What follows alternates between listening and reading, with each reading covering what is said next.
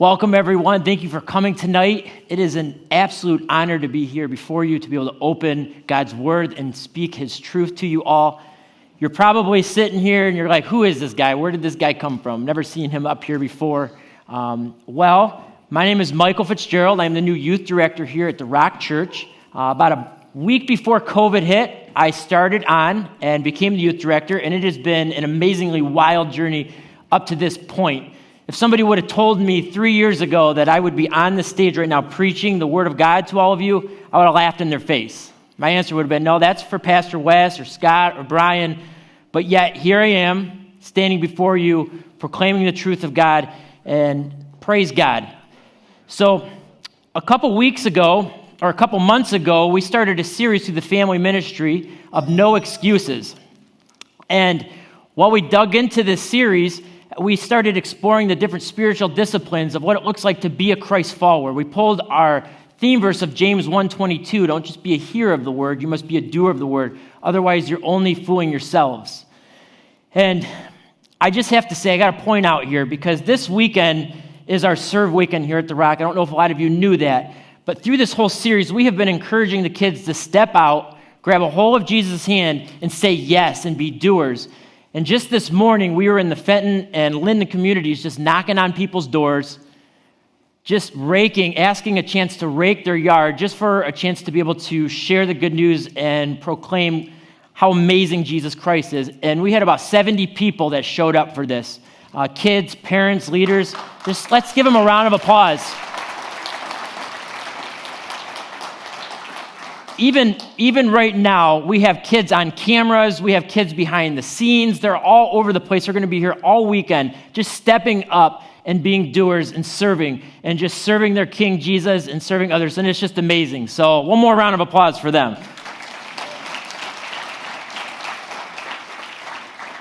So a couple weeks ago, we were digging into this. You guys are going to hear me say dig a lot because I used to be a landscaper and I dug. So I'm just going to throw it out there right now. But a couple weeks ago, we were digging into the subject of serving and what it looks like to serve, to step out and say yes. And this really spoke to my heart because our theme verse for this was Ephesians 2:10. It says, "For we are His workmanship, created in Christ Jesus for good works, which God prepared beforehand that we should walk in them." I'll say it one more time. For we are His workmanship. Workmanship is translated in other Bibles as masterpiece. We are God's masterpiece, created in Christ Jesus to do good works. Don't make no mistake about it. There's nothing that we can do that can earn our salvation or bring us there's nothing we can do to earn our salvation. But God has created us and made us His masterpiece, and He's appointed us to do many great things from long ago. And when we step forward and we start serving and saying yes, we're actually fulfilling that purpose in our lives. And as we dug into this, it really spoke to my heart, because the reason I'm standing here tonight talking to you and proclaiming the truth is because it was when I actually first stepped up and said yes to the Lord. I finally said yes, and He fulfilled this purpose, and that's how I'm here tonight. So you guys are going to learn a lot about who I am, what my testimony is like, and why serving is so pressed on my heart as a believer, and why I think all of us need to step forward and say yes to Jesus, especially if we've put Him in our heart and we've accepted Him. So before we get in, let me bow in prayer. Heavenly Father, again, I thank You for this opportunity to be here. I pray that You would just calm my nerves. My heart's racing a mile a minute right now. Lord, don't let it be my voice that they hear, Lord. Let it be You. Let me just responsibly steward Your word. Let them just speak boldly through me, Lord. You would receive all glory through this message.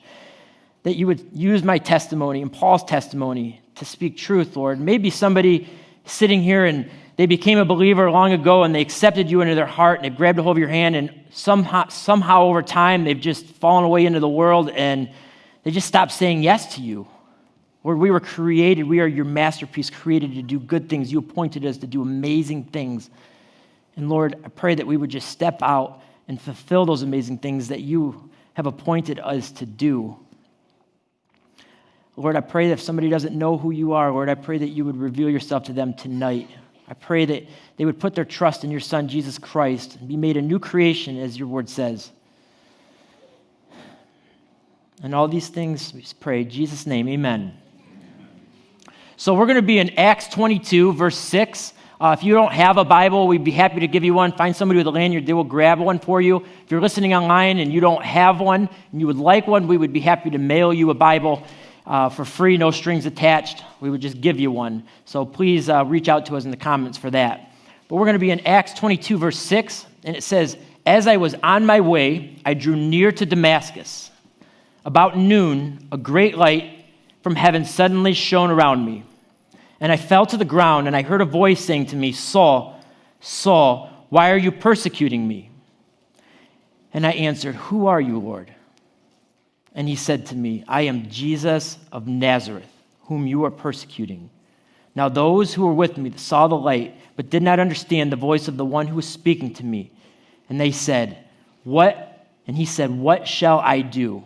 And the Lord said to me, 'Rise and go to Damascus, and there you will be told all that is appointed for you to do.'" I want you guys to keep that word appointed fresh in your mind. Appointed, because that's what I'm going to focus on here with all of this. But what we have here in this verse is we have Paul. He was just in the Jewish temple, and Paul is a Christian at this point. He's actually Paul, and he's in the Jewish temple, and he's apprehended, and he's about to be arrested, and he's on the stairs, and he tells him to stop, and he says, "Hey, I have to proclaim truth. Let me make my defense before you guys arrest me, take me in. So let me make my defense." So this is Paul later on in his life giving the testimony of what happened to him way earlier on in his life. He was Saul. Saul was an awful man. He was a Jewish Pharisee, and he just went around persecuting Christians. That was his identity. But something significant happened to Saul as he was traveling to Damascus to go butcher or to grab a bunch of Christians, take them to Jerusalem to bring them, to try them, bring them into prison, and possibly kill them. A great light shone around him, and I heard a voice saying to me, "Who are you?" "I am Jesus of Nazareth, you are persecuting." Now those who were with me did not understand the voice of the one who was speaking to me, and I said, "What shall I do, Lord?" And the Lord said to me, "Rise and go to Damascus, and there you'll be told all that is appointed for you to do." So here Paul is later in his life telling his testimony of how he had this interaction where he met the Lord. And the Lord revealed himself to him, and what's significant about what Paul does here is he says, "What shall I do, Lord?" In a moment like this, he could have went the other way in bitterness. Jesus blinded him, but he could have went in the other way, but he didn't. He said, "What shall I do, Lord?" And what Paul ends up doing here is he hits the deck running. Like he just hits the deck running. He becomes a believer. He's fired up, and he just rolls. I mean, here it is later on in his life. He's already done so much up to this point, and he does so much even after this point. And he's using his testimony to bring people into the fold.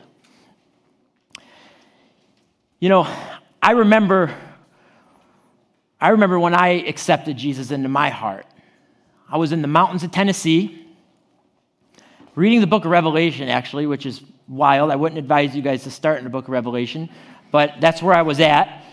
And that's where I met the Lord. I got out of my car, hit my knees, started bawling, and I accepted him into my heart. And from that point, I hit the deck running. I was fired up. I was so zealous for the Lord. I was in Bible studies. I'm telling people about Jesus, even though I don't know anything about him hardly.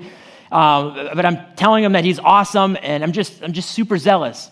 But something ends up happening to me along the way. And I think a lot of us can relate to this. All of a sudden, you start to stumble. And then you start to trip. And before you know it, you're rolling down a staircase, down the path, off the path, and into the world. And that's exactly what happened to me. And for me, the thing that was troubling for me and the thing that was worldly for me were things. I always felt like I had a great purpose, like a big purpose to fulfill, like build an empire, build a name for myself. I mean, I guess you would call it pride, really. It's pride. I wanted people to know who I was. And as I became a believer and I tripped off the path, it didn't take long for this to seep back into my life. So a little bit of background information for me. I was in partnership in businesses with my family. We owned a landscape company, among other businesses. And over the course of the years, the businesses started to grow, and they got bigger and bigger and bigger. And I just found myself slipping back further and further into the world. I guess you would say 1 foot in, 1 foot out, or really 1 toe in and all out. I would go to a Bible study here or there or tell somebody about Jesus, but really the lukewarm Christian is what I was, fully ingrained in the world, just trying, and then even saying that the whole purpose behind this is to build an empire so I can give it back to God. But the problem was I never really gave anything back to God. I always just made the excuse, and once I get to this point, I'll give this to you. This I will give back to you. So time goes on. The business starts getting stronger. We get to a point where, it's grown. We get our best year ever. I'm married, happily married. I have 2 amazing children. We've built up all this equipment. We have these crews. Money's coming in. You'd think that it was the American dream, really. As Wes said last week, the American dream. We weren't rich by any means, but we were comfortable. We could have taken a vacation if we wanted to, if we had the time. We had toys. We could do what we wanted. It was amazing. We came out of that year. I felt like the Lord was like pouring blessings down upon me for, how amazing everything was. But something happened as I transitioned out of that year, as we started preparing for the following year. We were going to double everything and make everything bigger and stronger and build an even bigger empire. My brain started to become scattered. I found myself just completely discombobulated over the course of that winter. My brain was like falling apart. I couldn't organize my thoughts. I couldn't organize how the year was going to go. I started getting irritable with my wife. I started getting irritable with my kids. I was getting irritable with my parents. I started falling apart. I was deconstructing is what was happening, and I had no clue why this was happening to me. So that spring, before we just opened the season up, we started the landscaping, and I got in my car one night. I would do that. My wife was working. She works nights at the hospital, and my parents had the kids, and I would sometimes just get in my car and drive. I still do that to this day. It's like a good way for me to think. I got in my car, and I just drove somewhere around Lansing, and I just broke down. I'm bawling my eyes out. Hit another moment in my life. It seemed like the Lord was starting to catch up with me. And I felt the call of ministry on my heart in that moment. Hey, I'm calling you into ministry. I'm like, no, you're not. That's not what's happening here. I'm called to be a landscaper. I build retaining walls and do, good things like that. I design things for people. Like, I'm not called into ministry. What does that even mean? Called into ministry? Absolutely not. So I felt that as clear as day, a call on my heart at that moment. But I didn't tell anybody about it because, they already thought I was crazy as it was. So now I'm going to tell them I feel like I'm being called into ministry. What does that mean? So I continue running at this point, continuing the season, upsetting all the workers, upsetting the family, just completely stressed out. And then I hit another moment. The Lord is chasing me down. He's grabbing me because he's appointed me to do something amazing from long ago. When I put my trust and faith in him, he appointed me to do something amazing. So we're 2 weeks out from my brother's wedding, and my grandmother, maybe it's 3 weeks, my grandmother passes away, and we're on our way to her funeral. And I'm driving down a county road with my wife. We're on our way to this funeral, and I just wrestled it out with God. I got to the point where I'm like, what are you doing to me? Why am I falling apart right now? Why are you blinding me? Why is this happening to me? I want answers right now. I want you to tell me what's happening. I was giving demands to him. So as we entered that funeral, I'm standing there. Wes was the one doing the procession. And I see something. The Lord literally writes something down for me that changed everything. He literally wrote it out. He said, hey, dummy, I'm going to write this out for you. Here you go. So from that moment on, my brother gets married, and as my brother gets married, Pastor Brian was the one doing the ceremony. I met Brian, and him and I hit it off really well. We became pals. And one day, I opened up to him, and I told him I felt like I had the call of ministry on my heart. And he's like, man, do you even know what that means? He goes, I don't even think I've seen you at the church before. He goes, what service do you come to? I'm like, do you come? Like, I come, I go. I sit in the back, or I'm just hidden, He's like, do you even know what that means? I'm like, no, I have no clue what that means. He's like, well, you need to step forward and you need to answer that call. I'm like, well, how do I do that? He's like, you just got to start saying yes. You got to plug in and start saying yes to the Lord. You have to start serving.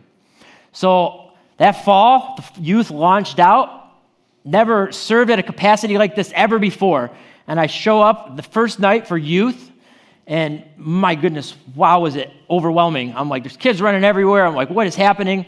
So I'm like, this is wild. So I show up, and we get into our small groups, and these kids start opening up about things that they're struggling with in their lives. I'm like, wow, this is wild. Like, this is amazing. So I come like every other week, and then I start coming every week, and I just fully ingrain into this. My wife starts serving. If you guys want accountability in your life, serve with the youth. They'll tell you things that they're struggling with, and you're going to find that maybe you're struggling with that same thing. You'll get straight real fast. Lord will slap you in the face real quick. Definitely you don't want to be a hypocrite. So bottom line, I started just plugging in and serving and fulfilling my purpose in my life, fulfilling what God appointed me to do. So this spring, I was asked to take the youth director role at the church, right a week before COVID. Pulled me aside and they said, we want you to do this. I prayed about it, and the answer was easy. I did it. So from that point, I walked away from an amazing partnership with my family and built these businesses up with them. I don't have a bad relationship with my family. I have a great relationship with them. But I walked away from all of it. Probably looks crazy. Like, who would just walk away from everything to fulfill that? Like, how you just walk away? And that's what I've done. And it's been wild up to this point. I've literally had to focus on just keeping my eyes fixed upon him all the way through, because I really went from a world of where I knew everything to a world where I really know nothing. And I'm not going to sit and try to lie to you guys on that. I mean, it's the truth.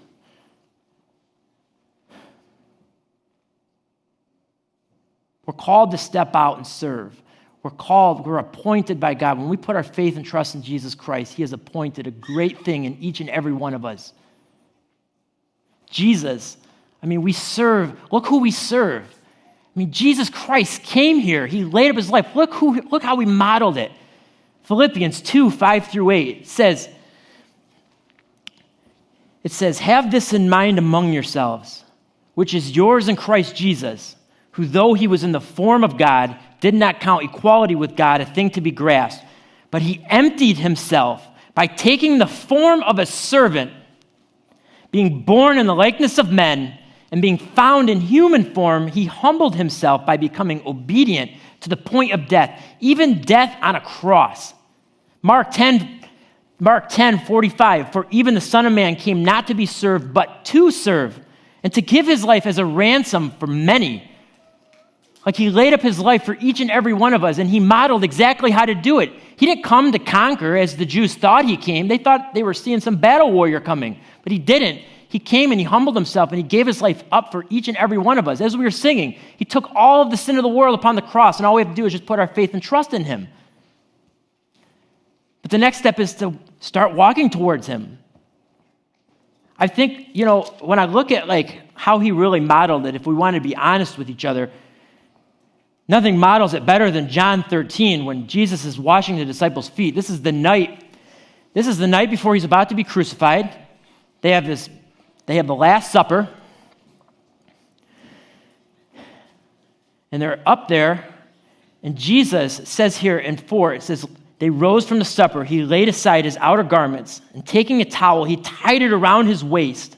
Then he poured water into a basin, and he began to wash the disciples' feet and wipe them with a towel that was wrapped around him. There should have been a servant up there doing it, there wasn't. The disciples could have stepped forward and did it, but they didn't. Jesus stepped forward and washed their feet. That's gross. Think about what it's like. Feet are gross today, in a pampered society where they're pretty much clean most of the time. But back then, they're trampling up and down donkey pooed streets, where horses have pooed. They probably have poo in their toenails. It's gross. And he literally grabbed their feet and washed them. He modeled exactly how we're supposed to serve. He laid up his life for us, and he wants us to lay up our lives and serve him. I'm not saying you guys have to go out and wash people's feet, okay? But let's just lay the extreme on it. It says, in 16, truly, truly, I say to you, a servant is not greater than his master, nor is a messenger greater than the one who sent him.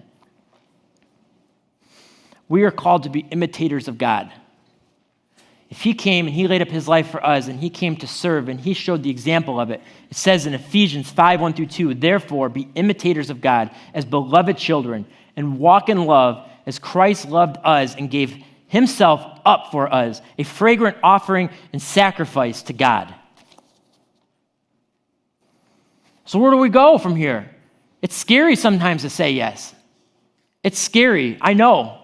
I'm literally shaking in my boots standing here before you. I'm having a heart attack, I think, right now. I mean, it's okay to be scared. I mean, you just have to step forward and say yes.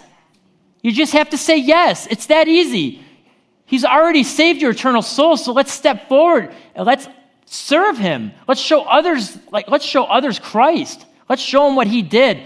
We have a mission to do. There are people that are going to hell out there. And we are called and appointed to step forward and to tell people the truth. Go therefore, make disciples, preaching, baptizing. Go. You step forward. Don't be scared. Yeah, it's scary sometimes. It's okay though. It's okay to be scared. But you got to step forward and say yes. And sometimes the world, it gets in the way, right? I know how tempting it is. It has a lot to offer. It's a playground. And it's very enticing. It's very enticing. I mean, we look at somebody like Paul. He hit the deck running, right? We're not all Pauls. We're all different. I'm Michael. I hit the deck running, but I fell. It's okay. It's okay to step forward. You just grab a hold of his hand again and say yes. I mean, when he parted the Red Sea, think about it. He pulls the Israelites out of Egypt. It's one of my favorite stories because it's just so profound. I mean, scientists try to convolute it. They say it was like, there was some perfect storm that happened or whatever that caused it to part.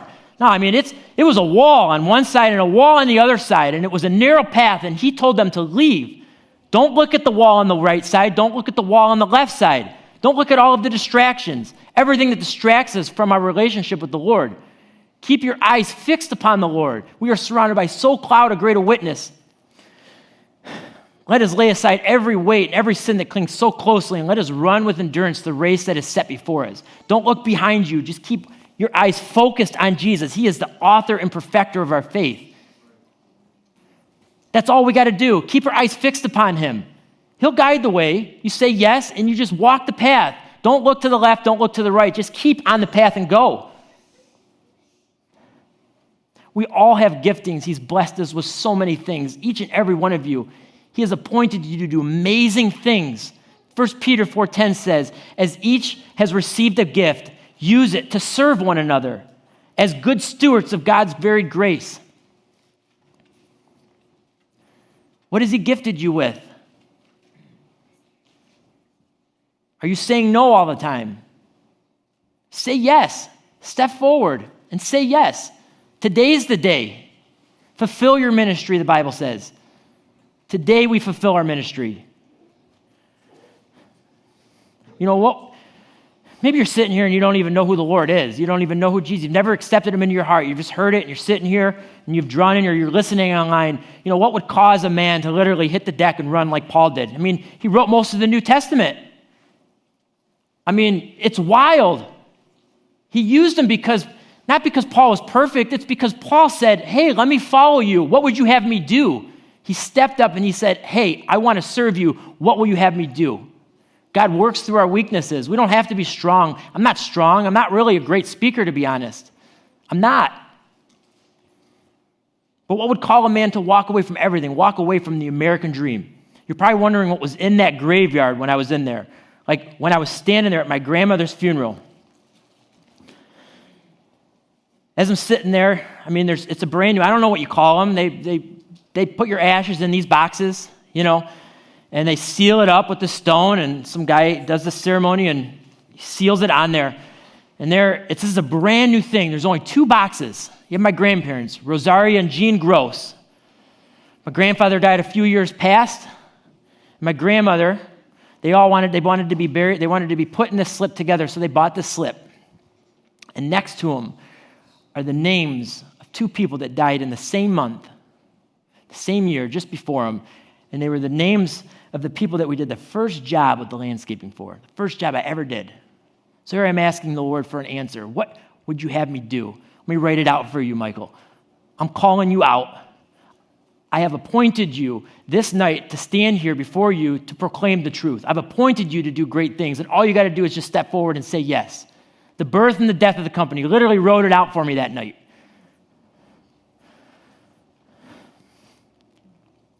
Ephesians 4:1 tells us, I, therefore, a prisoner of the Lord, urge you to walk in a manner worthy of the calling to which you have been called. He's calling you out. Just say yes. Grab a hold of his hand and say yes. That's all you have to do. Let's bow in prayer.